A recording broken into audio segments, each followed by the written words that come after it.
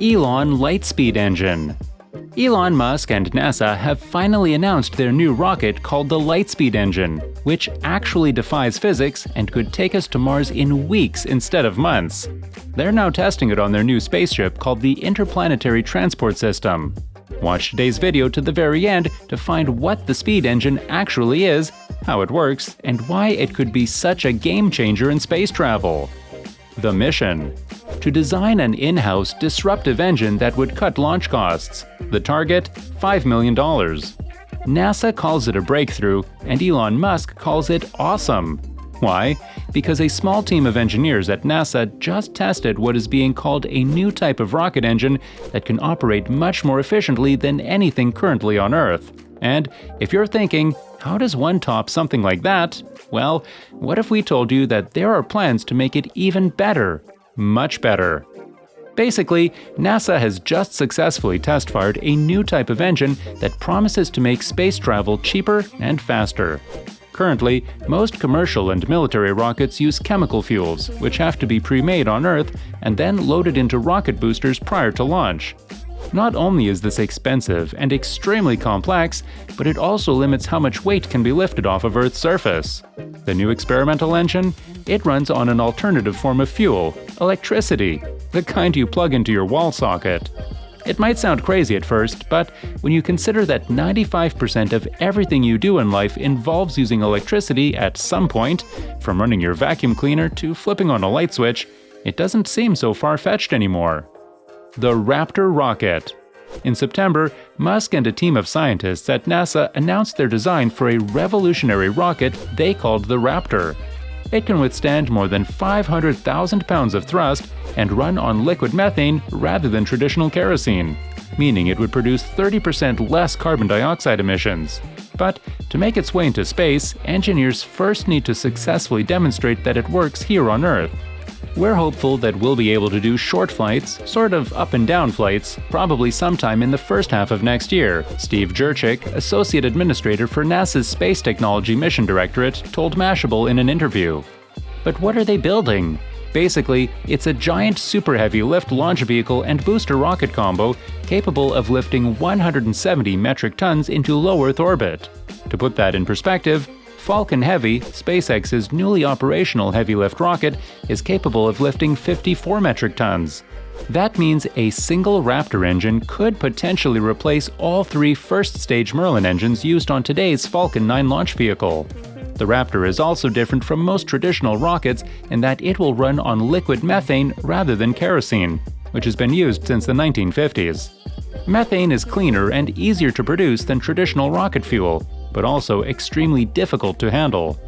The amount of energy needed to liquefy methane means conventional rocket engines can't use it as a propellant. They would burn up because they couldn't contain such high pressure and heat.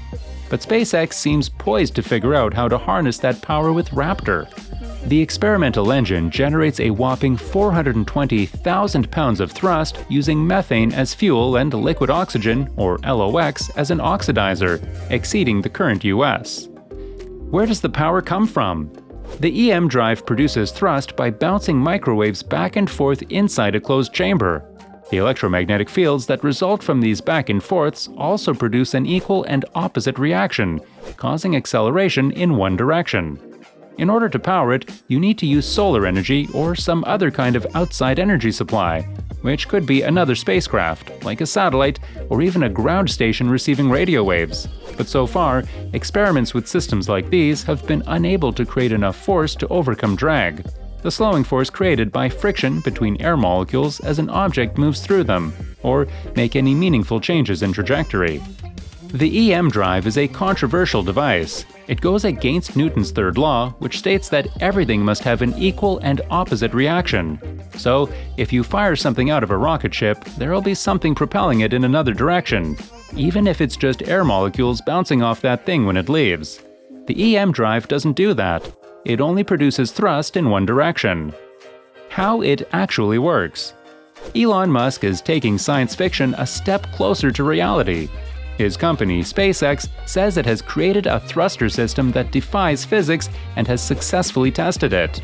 The rocket propulsion system uses electrically charged gas and can achieve speeds up to 65 kilometers per second, or about 135,000 miles per hour. The engine is made from super lightweight carbon fiber fuel tanks with cold gas thrusters. It doesn't use any type of propellant, meaning it does not expel any bioproducts into space. Instead, as Wired explains, the engine produces thrust by accelerating superheated plasma with magnetic fields, which also means there are no fumes being expelled from combustion. These types of engines are known as electric thrusters, but they work very differently from those used in SpaceX's Falcon 9 rockets.